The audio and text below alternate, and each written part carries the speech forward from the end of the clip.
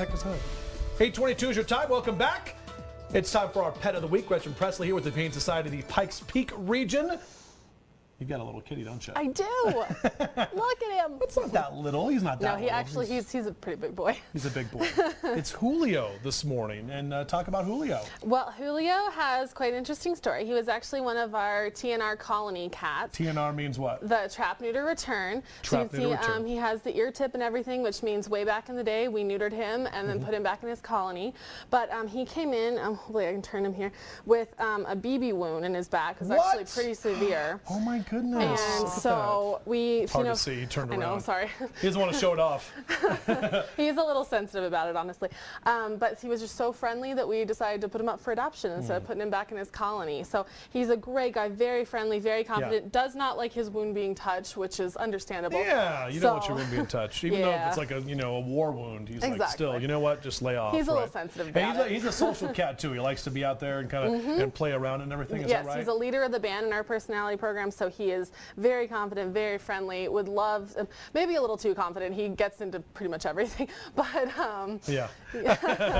but he's a really good boy, and we're looking for a great home for him that will keep him busy. All right, and you guys have done so much with all of these great animals with your surgery program in terms of taking these animals that come in that are wounded, that are injured, and you nurse them back to health and you get them back to regular life, right? So just like Julio, he came in with this wound. He was immediately taken to our surgery center, and they do about 30 spays and neuters a day, but they still have time for lots of emergency surgeries, just like Julio's, where they have to react immediately and get the cats and dogs into much healthier places. A little kitty, that's good. Now, what's his adoption fee? His adoption fee is $48, and that includes the voucher for veterinary exam, vaccinations, 30 days of pet health insurance, and a microchip. Okay, so you can take Julio home, even though a little injured, but definitely on the mend. And again, we had some information here about the surgeries as well with the spaying and neutering that you guys do, but you even do everything from cleaning their teeth and wound repairs, amputations, obviously, if you have to, and even